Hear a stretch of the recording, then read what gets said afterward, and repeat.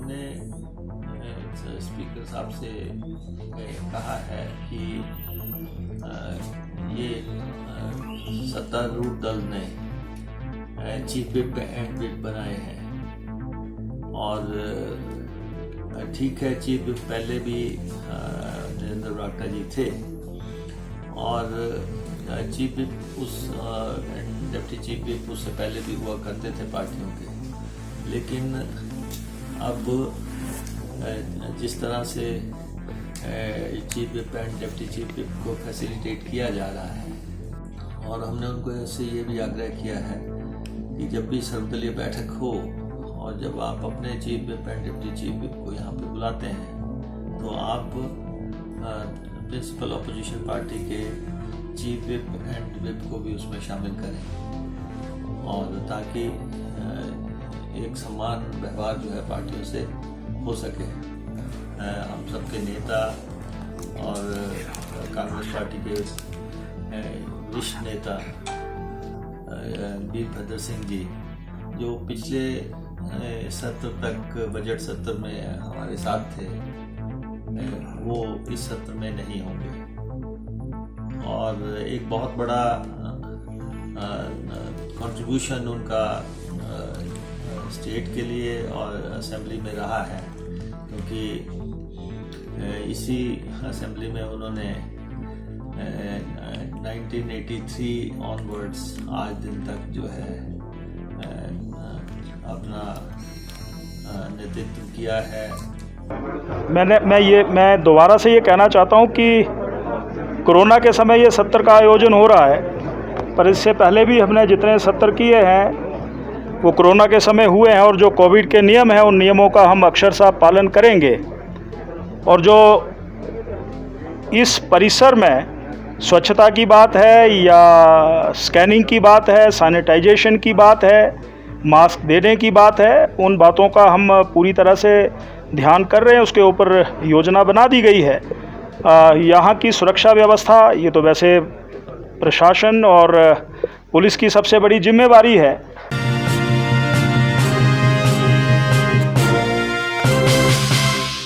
हिमाचल में सर्वदलीय बैठक में विधानसभा अध्यक्ष ने की सभी दलों से सहयोग की अपील। सत्र में पूछे जाएंगे करीब 900 प्रश्न। महंगाई व अन्य महत्वपूर्ण मुद्दों पर सत्र के हंगामेदार रहने के आसार। हिमाचल प्रदेश में सोमवार से शुरू हो रहे 10 दिवसीय विधानसभा सत्र के पहले रविवार को एक सर्वदलीय बैठक हुई, जिसकी अध्यक्षता विधानसभा अध्यक्ष ने की। राज्य विधानसभा का मानसून सत्र सोमवार से 13 अगस्त तक चलेगा। बैठक के दौरान संसदीय कार्य मंत्री सुरेश भारद्वाज, विपक्ष के नेता मुकेश अग्निहोत्री, सीपीआईएम विधायक राकेश सिंघा, मुख्य सचेतक विक्रम जरियाल व उप सचेतक कमलेश कुमारी उपस्थित रहे। इस बैठक के बाद विपक्ष के नेता मुकेश अग्निहोत्री ने कहा कि वीरभद्र सिंह इस सत्र में नहीं होंगे। बहुत बड़ी शख्सियत के जाने से सदन को बहुत बड़ा नुकसान हुआ है। पहले दिन वीरभद्र सिंह व नरेंद्र बरागटा को याद किया जाएगा। उन्होंने कहा कि सत्तारूढ़ दल के मुख्य सचेतक व उप सचेतक बनाए हैं। उन्होंने विधानसभा अध्यक्ष से मांग की जो सम्मान इन्हें दिया जा रहा है वही विपक्ष को भी दिया जाए। विपक्ष के चीफ व्हिप को भी सर्वदलीय बैठक में बुलाया जाए। उन्होंने कहा कि महंगाई, बाढ़ जैसे अनेक बहुत बड़े मुद्दे हैं, इन पर चर्चा के लिए सभी को समय दिया जाए, ऐसा स्पीकर से अनुरोध किया गया है। सर्वदलीय बैठक के बाद विधानसभा अध्यक्ष विपिन सिंह ने कहा कि 2 से 13 अगस्त तक चलने वाले सत्र में 10 बैठकें होंगी। उन्होंने कहा कि कोरोना के बीच सत्र चुनौतीपूर्ण है। कोरोना थमा नहीं है, खत्म नहीं हुआ। जितने प्रवेश द्वार हैं उनमें स्कैनिंग की पूर्ण व्यवस्था है। परिसर को एक बार सैनिटाइजेशन की व्यवस्था की गई है। मंत्रियों को सीमित स्टाफ लाने को कहा गया है। लगभग 800 लोग सत्र के दौरान ड्यूटी देंगे, जो कोरोना के मद्देनजर पहले की अपेक्षा कम है। सत्र में 853 प्रश्न पूछे जाएंगे। इसमें 618 तारांकित व 235 अतारांकित प्रश्न पूछे गए हैं। उन्होंने सत्तारूढ़ पार्टी और विपक्षी विधायकों से सहयोग का अनुरोध किया है ताकि आगामी विधानसभा सत्र शांतिपूर्ण और गरिमापूर्ण तरीके से संचालित हो सके। हमने स्पीकर साहब से कहा है कि ये सत्तारूढ़ दल ने चीफ विप एंड विप बनाए हैं और ठीक है, चीफ विप पहले भी नरेंद्र बरागटा जी थे और चीफ विप उस डिप्टी चीफ विप उससे पहले भी हुआ करते थे पार्टियों के। लेकिन अब जिस तरह से chief whip and deputy chief whip को फैसिलिटेट किया जा रहा है, तो हमारा उनसे आग्रह रहा है कि इसमें जो है प्रिंसिपल अपोजिशन पार्टी उनको भी इक्वेट किया जाए। और अगर आप जो कुछ भी सत्तारूढ़ दल के चीफ विप एंड विप के लिए करते हैं, वही सम्मान जो है इक्वलिटी के लिए आप सामने वाले दल के सदस्यों को भी उसी से ट्रीट करें, क्योंकि चीफ विप एंड विप ये सरकार के नहीं, ये पार्टियों के प्रतिनिधित्व करते हैं ये तो। और हमने उनको ऐसे ये भी आग्रह किया है कि जब भी सर्वदलीय बैठक हो और जब आप अपने chief whip and deputy chief whip को यहाँ पे बुलाते हैं, तो आप प्रिंसिपल अपोजिशन पार्टी के चीफ विप एंड विप को भी उसमें शामिल करें, और ताकि एक समान व्यवहार जो है पार्टियों से हो सके। खैर ये डिबेटेबल इशू है और आने वाले समय में इस पे जाहिर तौर पे चर्चा होगी, लेकिन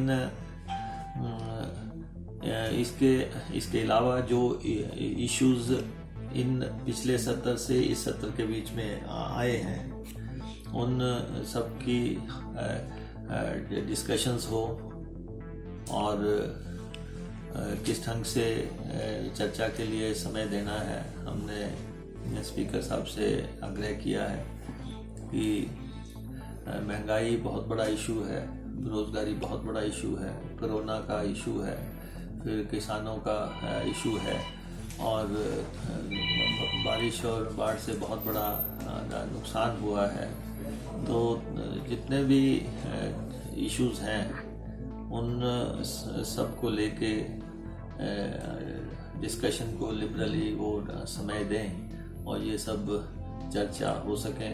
जो भी माननीय सदस्य ने क्वेश्चंस लगाए हैं, या क्योंकि छोटा सत्र है लेकिन इश्यूज बहुत इम्पोर्टेंट इश्यूज जो हैं वो चर्चाएं चाहते हैं, तो वो सारी बात हमने उनके समक्ष रखी है। कहती है कि कोविड के दौरान 3500 लोगों की मृत्यु हुई है और जो रजिस्ट्रेशन होती है वो भी एक वैलिड डॉक्यूमेंट है कि मौत की और जीवन की। रजिस्ट्रेशन का एक सेट प्रोसीजर है और उस सेट प्रोसीजर के तहत जो जनरल मौतों से हटके मौतें उसमें रिफ्लेक्ट हुई हैं वो लगभग 6081 है, 6081। इसका मतलब मौत के आंकड़े में कहीं ना कहीं हेर फेर है। ये तो सरकार को देखना है कि जो उन्हीं की संस्था रजिस्ट्रेशन की है और वहाँ पे अगर ये आंकड़ा आ रहा है डबल, ऑलमोस्ट डबल आंकड़ा आ रहा है, और तो हकीकत क्या है वो सामने रखी जानी चाहिए। और ख़ास तौर पे हमारा अभी भी आग्रह है सरकार से कि जो कोविड के दौरान मौतें हुई हैं लोगों की, एक तो उन सब का जो है सर्टिफिकेशन ज़रूरी है कि उनकी कोविड से डेथ हुई, और पोस्ट कोविड डेथ्स जो हैं, जो जिनको कोविड हुआ उनके पोस्ट कोविड डेथ्स हैं, उनको भी कोविड की श्रेणी में डालें, ऐसा सर्वोच्च न्यायालय ने भी निर्देश दिए हैं, और उनको भी सर्टिफिकेशन कोविड के तहत हो। और क्योंकि अंततः इन लोगों को मुआवजा मिलेगा, आज नहीं मिलेगा कल मिलेगा, मुआवजा उनको मिलना है, तो उनके पास सर्टिफिकेशन हर हालत में ज़रूरी है कि उनको ये सर्टिफिकेट दिया जाए। तो और 4 लाख रुपया उनके अमाउंट पे उनके परिवार को दिया जाना चाहिए, जैसा कि एक्सीडेंटल डेथ्स में दिया जाता है। देखिए, जो सत्र शुरू हो रहा है और उसके लिए आज स्पीकर साहब ने ऑल पार्टी मीटिंग बुलाई थी और हमने उसमें हिस्सा लिया है। पहले तो बहुत ही इस सत्र से पहले जो है बहुत ही दुख घटना घटित हुई है। हम सबके नेता और कांग्रेस पार्टी के वरिष्ठ नेता वीरभद्र सिंह जी, जो पिछले सत्र तक बजट सत्र में हमारे साथ थे, वो इस सत्र में नहीं होंगे। और एक बहुत बड़ा कंट्रीब्यूशन उनका स्टेट के लिए और असेंबली में रहा है, क्योंकि इसी असेंबली में उन्होंने 1983 ऑनवर्ड्स आज दिन तक जो है अपना नेतृत्व किया है और पार्टी का नेतृत्व किया है। और 6 दफ़ा तो वो एज चीफ मिनिस्टर उन्होंने इस विधानसभा में काम किया है। आज वो हमारे बीच में नहीं है और जाहिर तौर पे पहले दिन ऑब्विचुअली रेफरेंस होगा। एक बहुत बड़ी शख्सियत नहीं रही है। और सेकेंडली नरेंद्र बरागटा जी, वो भी इस हाउस के सिटिंग मेंबर थे, जो कि 3 दफ़ा उन्होंने भी इस असेंबली को रिप्रेजेंट किया है, शिमला से और जुब्बल कोटखाई से। तो उनके जाने से भी हाउस में जो क्षति हुई है, तो दोनों नेताओं को जाहिर तौर पे हाउस में पहले दिन याद किया जाएगा। और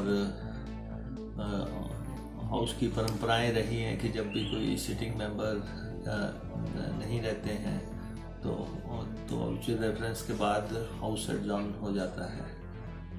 तो आज जो मीटिंग हुई उसमें भी ये बात आई, और जो स्पीकर साहब के चैम्बर में मीटिंग हुई वहाँ भी मौन रख के नेताओं को याद किया गया। और उससे आगे का जो सत्र का समय है वो उसको लेके। जी सर, किस तरीके की व्यवस्था? व्यवस्था बहुत बढ़िया है, अच्छी है। कल से हमारा मॉनसून का सत्र शुरू हो रहा है और लगभग 10 दिनों तक ये सत्र चलेगा। मैं दोबारा से ये कहना चाहता हूँ कि कोरोना के समय ये सत्र का आयोजन हो रहा है, पर इससे पहले भी हमने जितने सत्र किए हैं वो कोरोना के समय हुए हैं, और जो कोविड के नियम हैं उन नियमों का हम अक्षरशः पालन करेंगे। और जो इस परिसर में स्वच्छता की बात है या स्कैनिंग की बात है, सैनिटाइजेशन की बात है, मास्क देने की बात है, उन बातों का हम पूरी तरह से ध्यान कर रहे हैं। उसके ऊपर योजना बना दी गई है। यहाँ की सुरक्षा व्यवस्था ये तो वैसे प्रशासन और पुलिस की सबसे बड़ी जिम्मेवारी है, परंतु विधानसभा की तरफ से एक एक विषय बिंदु के ऊपर हमने बहुत विस्तार से चर्चा की हुई है। यहाँ पर सीसीटीवी कैमराज तो हैं, ड्रोन वगैरह की व्यवस्था भी की गई है, और जितने लोग वहाँ से बाहर से आएंगे हेड काउंट्स का ऐसे कैमरा यहाँ पर लगाए गए हैं। गाड़ियाँ कितनी आ रही हैं उसको उन गाड़ियों के नंबर इत्यादि उसमें आ जाएंगे। तो कुल मिलाकर के इस विधानसभा की सुरक्षा की चिंता जहां बतौर विधानसभा अध्यक्ष ये मेरी बनती है, वहीं पर पुलिस डीजीपी व अन्य अधिकारियों के माध्यम से अक्सर इन सारी बातों के ऊपर चर्चा हुई है। बहुत से प्रश्न ऑनरेबल एमएलएज ने अपने अपने विधानसभा क्षेत्रों के बारे में पूछे हैं और बहुत से सामयिक विषय हैं, चाहे अभी हाल में जो भारी बरसात हुई है उसके कारण जो जान माल का नुकसान हुआ है, या पिछले लगभग 1.5-2 साल से कोरोना ने आम आदमी के जीवन को प्रभावित किया है, ऐसी प्रश्न चर्चाएं 130 के तहत पूछी गई हैं। मैं एक ही बात कहना चाहता हूं कि इस विधानसभा की जो प्रक्रिया है, इसका जो संचालन है उसको आपके माध्यम से देश दुनिया तक पहुंचाया जाता है। आप हमारा सहयोग करेंगे। और मैं ये भी कहना चाहता हूं कि ये तमाम हाउस, चाहे वो सत्ता पक्ष है चाहे वो विपक्ष है, इसके संचालन के लिए वो अवश्य हमें सहयोग करेंगे। प्रश्न को पूछने का अधिकार नियमों के अनुसार हर किसी विधायी को है, परंतु उसका उत्तर देना ये माननीय मुख्यमंत्री जी का भी अधिकार है, माननीय मंत्रियों का अधिकार है। इसलिए जब ऑनरेबल सीएम, ऑनरेबल मिनिस्टर अपनी बात को प्रश्न के उत्तर के रूप में, चर्चाओं के रूप में देना चाहे तो शांति को बनाए रखने की मैं अपील करूंगा, क्योंकि हिमाचल प्रदेश अच्छे प्रदेशों में गिना जाता है, परंतु विधानसभा की प्रक्रिया और परंपराओं में भी श्रेष्ठ रूप से गिना जाता है। वो किस लिए गिना जाता है? श्रेष्ठ कोई अपने आप बोलने से नहीं, वो श्रेष्ठ तभी गिना जाता है जब यहाँ पर अच्छी श्रेष्ठ चर्चाएं यहाँ पर होती हैं, अच्छे माहौल में सारी बातें रखी जाती हैं, उनका उत्तर दिया जाता है, तो उसका जो एक रिफ्लेक्शन है वो पूरे देश में जाती है। यहाँ के अगर कुछ माननीय सदस्य जोश में भी आते हैं तो भी होश में रह करके वो अपनी बात को करते हैं। ये यहाँ के ये परंपरा है, इस परंपरा को हम आगे ले जाना चाहते हैं और उस परंपरा का मैं भी एक हिस्सा बनूं, ये मैं अपील करना चाहता हूँ। धन्यवाद। सर, सर्वदलीय बैठक भी द टारगेट न्यूज के लिए शिमला से ब्यूरो रिपोर्ट। पल पल हर पल समाचारों से अपडेट रहना है तो हमारे इस चैनल द टारगेट न्यूज को लाइक करें, सब्सक्राइब करें व बेल आइकन को जरूर दबाएं। घर बैठे सारी जानकारी पाएं।